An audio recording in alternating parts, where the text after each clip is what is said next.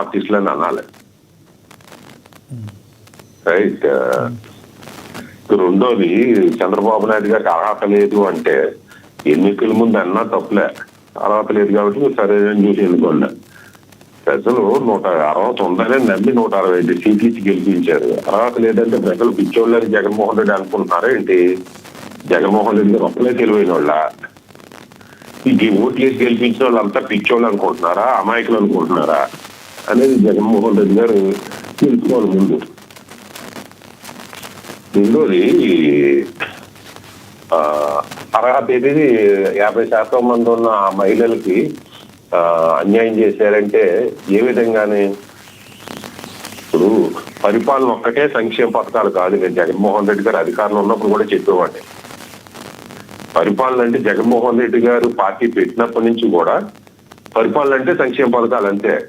రాజశేఖర రెడ్డి గారు ఉన్నప్పుడు అంతే. అంటే రాజశేఖర రెడ్డి గారు అంతా కూడా డెవలప్మెంట్ చేసేవారు. జగన్మోహన్ రెడ్డి గారు అయితే ఓన్లీ వెల్ఫేర్ స్కీమ్స్.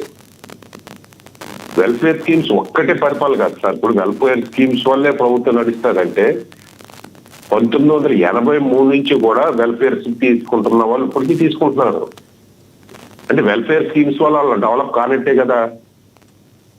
83 నుంచి ఇప్పటికే సంక్షేమ పథకాలు తీసుకుంటున్నారంటే ఈ వెల్ఫేర్ స్కీమ్స్ పేదరికాన్ని పోగొడతలేదు. వెల్ఫేర్ స్కీమ్స్ పంచుతున్న ప్రభుత్వంలో ఉన్నవాళ్ళు కోటేశ్వర్లు కుబేర్లు అవుతున్నారు, కానీ వెల్ఫేర్ స్కీమ్స్ తీసుకుంటున్న వాళ్ళు వెల్ఫేర్ స్కీమ్ తీసుకుంటూనే ఉన్నారు. దీన్ని ఇప్పటికీ జగన్మోహన్ రెడ్డి గారు కానీ, వైసీపీ ప్రభుత్వం కానీ, లేదా రేపు పొద్దున్న టీడీపీ అధికారులను టీడీపీ కానీ తెలుసుకోవాలి. ఇంచేపు డబ్బులు డబ్బులు పంచలేదు కాబట్టి నువ్వు చేతకానోడివి. రాష్ట్రాన్ని ఎలాగ అభివృద్ధి చేయాలి? మన రాష్ట్రానికి ఒక క్యాపిటల్ లేదు, ఒక రాజధాని లేదు. రాజధాని ఎలా నిర్మించాలి? ఫ్యాక్టరీస్ ఎలా తెప్పించాలి? కంపెనీస్ ఎలా తీసుకురావాలి? ఉద్యోగం ఎలా కల్పించాలి? ఉమ్మడి రాష్ట్రాల్లోని ఆస్తులు ఇప్పటికీ పంపకం కాలేదు, అది ఎలా పంచుకోవాలి? దానికి ఏ విధంగా చర్యలు తీసుకోవాలి? ప్రత్యేకవాదం ఇవ్వకపోతే పోయింది, లేదా దానికి ప్రత్యేకంగా మనం అంతా కలిసి ఏ విధంగా పోరాడాలి? అదే విధంగా ప్రతిపక్షాలు పోరాడాలి. కానీ వాళ్ళకి బూరెట్టలేదు, వీళ్ళకి అట్టేయట్లేదు, వాళ్ళకమ్మ గారెట్టలేదు, పంచేయి రాష్ట్రాన్ని అమ్మి పంచేయి అంటాం, అది పద్ధతి కాదు. రెండోది, ప్రధానమైన విషయం ఏంటంటే వాళ్ళకి అది సంక్షేమ పథకం లేదు, వీళ్ళకి ఇదానం లేదన్నారు. కానీ జగన్మోహన్ రెడ్డి గారు మరి కాపులు మా కాపు టైగులో కాపులకు అన్యాయం జరుగుతుంది, కాపు సీఎం అయిపోవాలని వాళ్ళు అందరూ అంటారు కదా. మరి కాపులకి జరుగుతున్న అన్యాయం గురించి ఎందుకు ప్రస్తావించలేదు జగన్మోహన్ రెడ్డి గారు? కాపులకి బీసీలో చేర్పించాలని జగన్మోహన్ రెడ్డి గారు హామీ ఇచ్చారు, రాజశేఖర రెడ్డి గారు హామీ ఇచ్చారు, జగన్మోహన్ రెడ్డి గారు హామీ ఇచ్చారు, చంద్రబాబు నాయుడు గారు ఇచ్చారు. అలాగే కాపులు ఈడబ్ల్యూసీలో చేర్పించిందని నేను పొరపాటును తీసేసాను, నువ్వన్నా తీయన్న మాట ప్రసక్తి ఏంటిదేలా? కాపు కార్పొరేషన్ లో నేను ఇవ్వడం మర్చిపోయాను, లేదా నేను ఇవ్వలేకపోయాను, మీరన్నా ఇవ్వండి, మీరు మళ్ళీ గెలిపించారు కదా. కాపు కార్పొరేషన్ నిధులు ఏమైనాయి అన్నదాని నుంచి ఎందుకు ప్రస్తావించలేదు జగన్మోహన్ రెడ్డి గారు? కాపులు రెచ్చగొట్టడానికి కాపులు కావాలా జగన్మోహన్ రెడ్డి గారికి?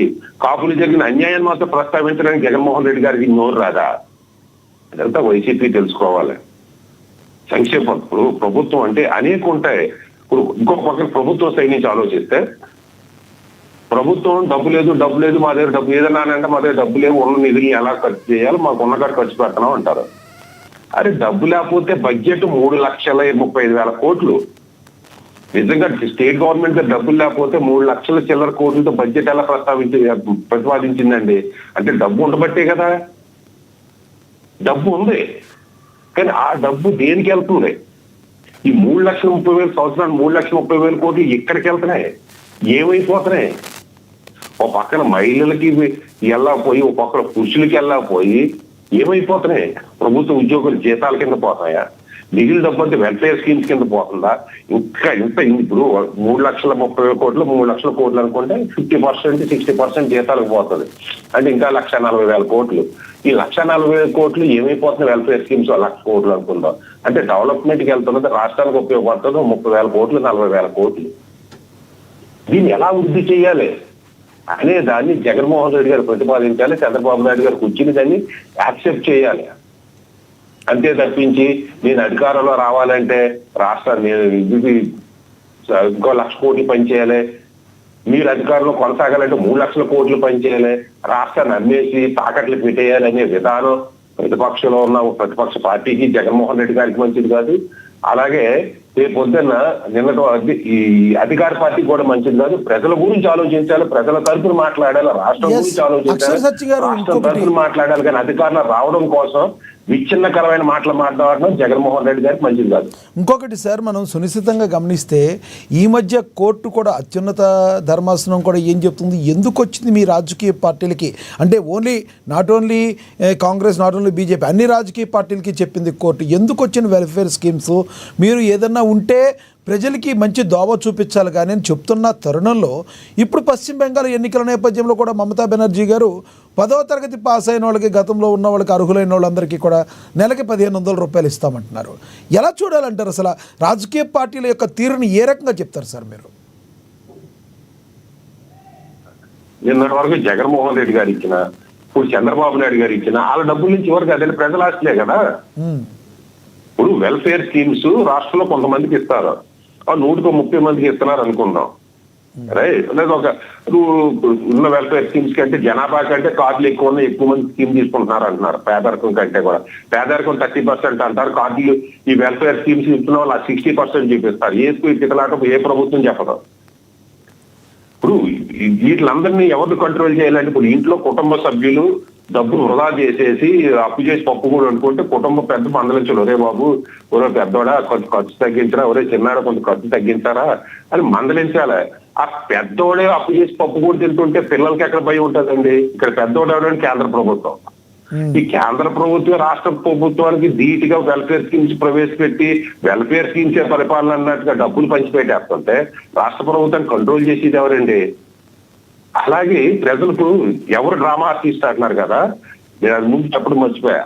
అందరికంటే చంద్రబాబు నాయుడు గారి కంటే, జగన్మోహన్ రెడ్డి గారి కంటే, నరేంద్ర మోడీ గారి కంటే కూడా పెద్ద డ్రామా ఆర్టిస్ట్ ఎవరంటే ఓటేసి గెలిపించినవాడు, నాతో సహా.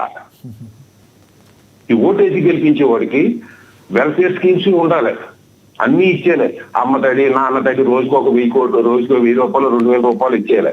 మళ్ళీ ఓటు వేసినప్పుడు రోజు ఎలక్షన్ 15 రోజులు రోజు బిర్యానీ ప్యాకెట్ ఇవ్వాలి, ఒక మందు చేసి ఇవ్వాలి, ఓటేసి ముందు 3000, 5000 రూపాయలు డబ్బు ఇవ్వాలి, మళ్ళీ ఇంట్లోకి ఒక కుక్కర్ సెట్టో ఏదోటో గాజులో బంగారం ఇవ్వాలి. ఇవన్నీ ఇచ్చి వెల్ఫేర్ స్కీమ్స్ ఇచ్చేయాలంటే ఎక్కడి నుంచి తెస్తారండి? చంద్రబాబు నాయుడు గారు అయితే మాత్రం, పవన్ కళ్యాణ్ గారు అయితే మాత్రం, లేదా రేపు పొద్దున్న జగన్మోహన్ రెడ్డి గారు వస్తే మాత్రం ఎక్కడి నుంచి తెచ్చేస్తారండి?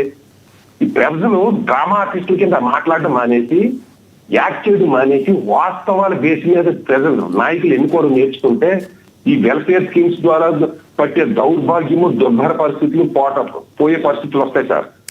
రైట్ సత్యం గారు, ఎస్ అందుబాటులో ఉండండి సార్, మళ్ళీ మాట్లాడతాను.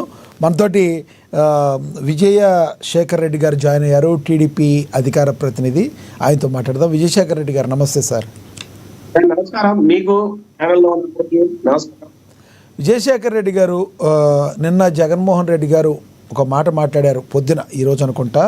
మహిళలను మోసం చేసిన చంద్రబాబు మహిళా దినోత్సవం రోజు మరొక డ్రామా రక్తి కట్టించారు. ఏ ఒక్క హామీను అమలు చేయకపోయినా అన్నీ చేసేసినట్టుగా డ్రామాలు ఆడుతున్నారు అని ఆయన ఎక్స్లో పోస్ట్ చేశారు. ఇక డ్వాక్రా మహిళలకు 0 వడ్డీ పథకానికి 3 బడ్జెట్లో అతిగతి లేదు, కానీ అనేక పథకాలను రద్దు చేసిన చంద్రబాబుకు మహిళా సాధికారత గురించి మాట్లాడే అర్హత లేదని మండిపడ్డారు. 3 రోజుల్లో చంద్రబాబు మరి ప్రభుత్వం 3 డ్రామాలు చూపించిందని ఘాటుగా వ్యాఖ్యానించారు. అసెంబ్లీలో ఒక డ్రామా, పగటి వేషాలు వేసుకున్న ఒక ఎమ్మెల్యేతో మరో డ్రామా. ఇది అండర్లైన్. ఎవరు పగటి వేషాలు వేసుకునే ఎమ్మెల్యే ఎవరో మరి మీరెవరు అనుకుంటారో మీరు చెప్పాలి. ఈ రెండింటికి కొనసాగింపుగా అంతర్జాతీయ మహిళా దినోత్సవం రోజు చంద్రబాబు మరో డ్రామాకు తెరలేపారని ఆయన అక్కసాళ్ళకెక్కారు. 50% ఉన్న మహిళలకు ఏ ఒక్క హామీ కూడా అమలు చేయలేదని తెలిపారు. నిజమేనంటారా సార్? ఇప్పుడు ఒక తండ్రికి ఒక బిడ్డకు 10 రకాల చాక్లెట్లు, బిస్కెట్ రకరకాల ఇచ్చానుకోండి,